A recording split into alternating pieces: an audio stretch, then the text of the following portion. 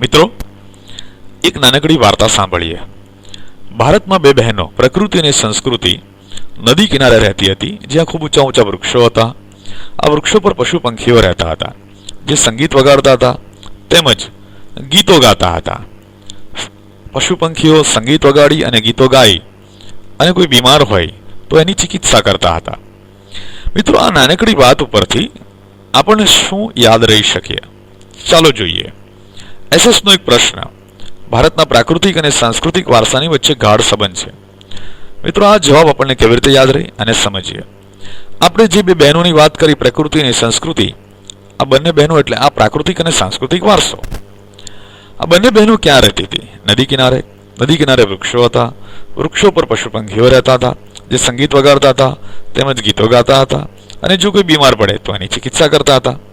તો મિત્રો, આમાં જે નદી શબ્દ છે, નદી પરથી આપણને ભારતની જે મહત્વની નદીઓ છે તેના નામો યાદ આવી શકે, જેમ કે સિંધુ, બ્રહ્મપુત્રા, ગંગા, યમુના, ગોદાવરી, કાવેરી, નર્મદા તેમજ અન્ય નદીઓ ને લોકમાતા તરીકે પવિત્ર ગણીને ભારતમાં પૂજવામાં આવે છે. આ ઉપરાંત ભારતમાં પીપળો, વડ, તુલસી વગેરે વૃક્ષોને પણ પવિત્ર ગણીને તેને ધાર્મિક મહત્વ અપાયું છે. પશુ પંખી પરથી આપણને યાદ આવે કે પશુ પંખીઓને દેવી દેવતાના વાહનો તરીકે સ્વીકારવામાં આવે છે. આ ઉપરાંત સંગીત શબ્દ પરથી આપણને યાદ આવે છે સંગીતના બે મુખ્ય પ્રકારો: શાસ્ત્રીય સંગીત અને લોક સંગીત, જેમને ઋતુઓ સાથે સાંકળવામાં આવ્યું છે.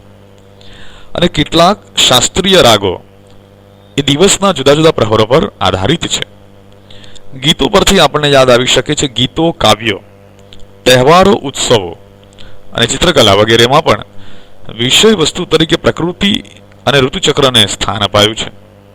આ ઉપરાંત પ્રાચીન સમયમાં બીમાર વ્યક્તિઓની ચિકિત્સા માટે આયુર્વેદિક, યુનાની, નેચરોપેથી જેવી જે ચિકિત્સા પદ્ધતિઓ હતી તે પણ સંપૂર્ણપણે પ્રકૃતિ પર જ આધારિત હતી. મિત્રો, આમ એ ખૂબ જ નાનકડી એવી વાર્તા દ્વારા આપણને એસએસનો આ પ્રશ્ન સંપૂર્ણ રીતે યાદ રહી શકે છે.